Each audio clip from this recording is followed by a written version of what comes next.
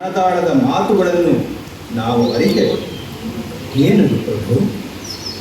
ಮಾತೆಯವರ ಬಾಲ್ಯದ ನೆನಪುಗಳು ಅದು ಅಲ್ಲಿ ಕಾಣುತ್ತಿದೆಯಲ್ಲ, ಆ ಕೊಂಡಾಣ ದುರ್ಗದಲ್ಲಿದೆ.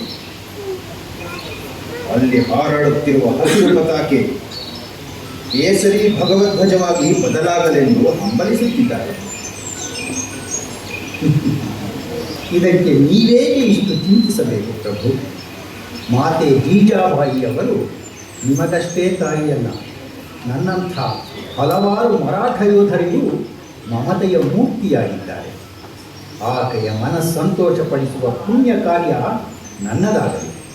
ನೀವು ನಿಶ್ಚಿಂತರಾಗಿ.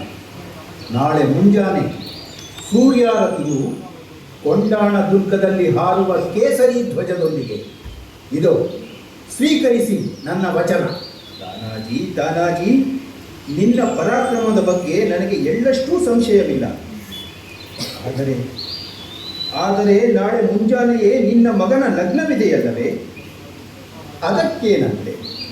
ಮೊದಲು ಕೊಂಡಾಣ ದುರ್ಗದ ಲಗ್ನ, ತದನಂತರ ನನ್ನ ಪುತ್ರ ರಾಯಬನ ಲಗ್ನ. ಎರಡೂ ಒಳ್ಳೆಯ ಮುಹೂರ್ತಗಳೇ.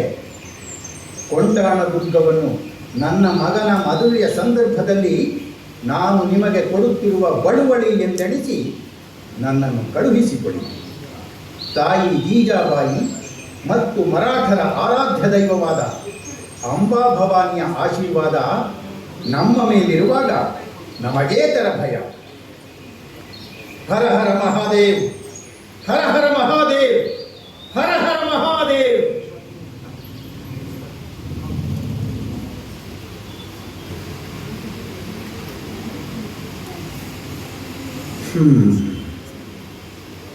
ಅಭೇದ್ಯವಾದ ಎತ್ತರವಾದ ಈ ಕೊಂಡಾಣ ದುರ್ಗವನ್ನೇರಲು ನಮ್ಮ ಪಡೆಗೆ ಕಷ್ಟ ಸಾಧ್ಯ. ಹೇ ಅಂಬೆ, ನಿನ್ನಿಚ್ಛೆ ಇದ್ದಂತಾಗಲಿ. ನನ್ನೊಡೆಯ ಆತ್ಮೀಯ ಗೆಳೆಯನಾದ ಶಿವಾಜಿಗೆ ನಾನು ಕೊಟ್ಟ ವಚನವು ಭ್ರಷ್ಟವೆನಿಸದಿರಲಿ. ಅಂಬೆ, ದಾರಿ ತೋರಿ ನಮ್ಮನ್ನು ಹರಸು. ಇದುವೇ ಸರಿಯಾದ ಯೋಚನೆ. ಈ ಘಳಕ್ಕೆ ಆ ನನ್ನ ಉಡವೇ ಸೂಕ್ತ. ಯಾರಲ್ಲಿ?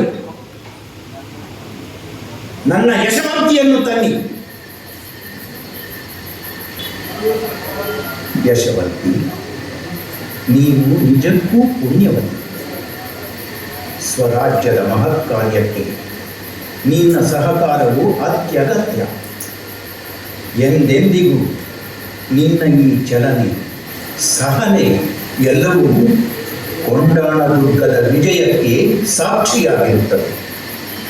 ಅಲ್ಲದೆ ನಿನ್ನ ಸಹಾಯದಿಂದ ಕೋಟೆ ಏರಲು ನಮ್ಮ ಪ್ರಯತ್ನವು ನಿಜಕ್ಕೂ ದುರ್ಗದ ಮೇಲಿರುವ ಉದಯ ಭಾನುವಿಗೆ ತಕ್ಕ ಉತ್ತರವಾಗುತ್ತದೆ. ನಿಧಾನವಾಗಿ ಹತ್ತು. ಹಾಗೆ ನಿಧಾನ. ನಿನ್ನ ಬಲವಾದ ಹಿಡಿತ ಸಡಿಲಗೊಳ್ಳದಿರಲಿ. ಮುಂದೆ ಹೋಗು. ಹಾಗೆ ಮುಂದೆ ಹೋಗು. ನಿನ್ನೆಲ್ಲ ಶಕ್ತಿಯನ್ನು ಒಗ್ಗೂಡಿಸಿ ಈ ಬಂಡೆಗಳನ್ನು ಗಟ್ಟಿಯಾಗಿ ಹಿಡಿದುಕೋ. ಹಾಗೆ ಬನ್ನಿ, ಎಲ್ಲರೂ ಬನ್ನಿ. ಈ ಹಗ್ಗದ ಸಹಾಯದಿಂದ ಒಬ್ಬೊಬ್ಬರಾಗಿ ಮೇಲೆ. ಜಾಗ್ರತೆ, ಸದ್ದು ಮಾಡದೆ. ಹೀಗೆ ಯಶವಂತಿ ಎಂಬ ಉಡನ ಸಹಾಯದಿಂದ ಕೊಂಡಾಣ ದುರ್ಗವನ್ನು ತಾನಾಜಿಯ ಪಡೆಯು ಏರಿದ್ದೂ ಆಯಿತು.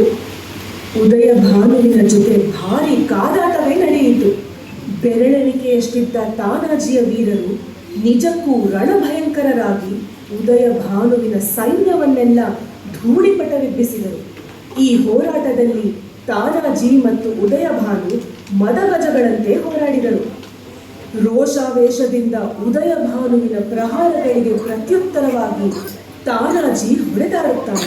ಕೊನೆಗೆ ಉದಯ ಭಾನುವನ್ನು ನೆಲಕ್ಕುರುಳಿಸಿ ಮೃತ್ಯುವಿನ ಪರಿಚಯ ಮಾಡಿಸುತ್ತಾ ತಾನಾಜಿಯು ಅಮರನಾಗಿ ಕೊನೆಯುಸಿರೆಳೆಯುತ್ತಾನೆ. ಪ್ರಭು ಪ್ರಭು ಆ ಹೇಳು, ಏನು ಸುದ್ದಿ ತಂದಿರುವೆ? ತಾನಾಜಿ ಬಂದನೇನು? ಅವನಿಗಾಗಿಯೇ ಈ ವಿಜಯಮಾಲೆ ಸಿದ್ಧವಾಗಿದೆ. ತಾಯಿ ಜೀಜಾಬಾಯಿಯು ಕಾತರಳಾಗಿದ್ದಾಳೆ. ರಾಯಬನ ಮದುವೆಗೆ ಬೇಕಾದ ಸಿದ್ಧತೆಗಳು ನಮ್ಮ ರಾಯಗಢದಿಂದಲೇ ತಯಾರಾಗಲಿ. ಪ್ರಭು, ರಾತ್ರಿ ನಡೆದ ಕದನದಲ್ಲಿ ಉದಯಭಾನು ಮಡಿದ. ಆಹಾ, ಕೊಂಡಾನ ದುರ್ಗವು ನಮ್ಮ ವಶವಾಯಿತು. ಭಲೆ ಭಲೆ.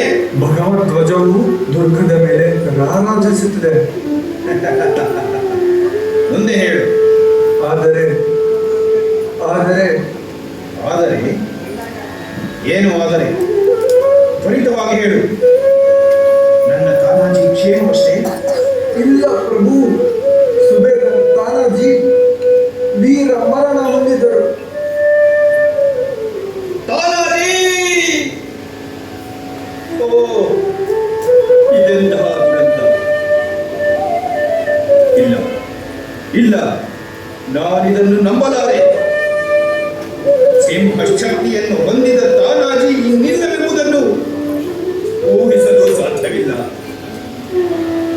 ನಿಜ ಪ್ರಭು, ಉದಯಭಾನುವಿನ ಜೊತೆ ನಡೆದ ಕಾಳಗದಲ್ಲಿ ಪ್ರತಿದಾಳಿ ನಡೆಸಿದ ಉದಯಭಾನುವನ್ನು ಮೃತ್ಯು ದವಡೆಗೆ ನುಗ್ಗುತ್ತ ನಿಮಗೆ ನೀಡಿದ ಮಾತಿನಂತೆ ಕೊಂಡಾನ ದುರ್ಗವನ್ನು ನಿಮಗೆ ಒಪ್ಪಿಸುತ್ತಾ ತಾನಾಜಿ ತಾನಾಜಿ ವೀರ ಮರಣ ಹೊಂದಿದ್ದರು.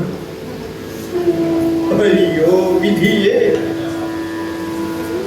ಒಂದು ಗಡ ಬಂದಿತು, ಆದರೆ ಇನ್ನೊಂದು ಬಲಿಷ್ಠ ಗಡ ಹೋಯಿತು.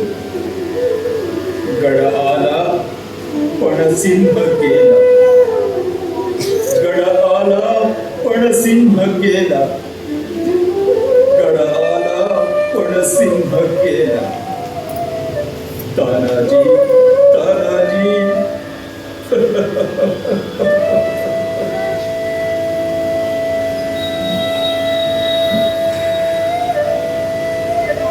ನನ್ನ ಪ್ರಾಣ ಮಿತ್ರನ ತೋರಿದ ಶೌರ್ಯ ಸಾಹಸಗಳ ಕುರುಹಾಗಿ ಕೊಂಡಾಣ ದುರ್ಗವು ಇಂದಿನಿಂದಲೇ ಸಿಂಹಗಡವೆಂದು ಕರೆಯಲ್ಪಡಲಿ.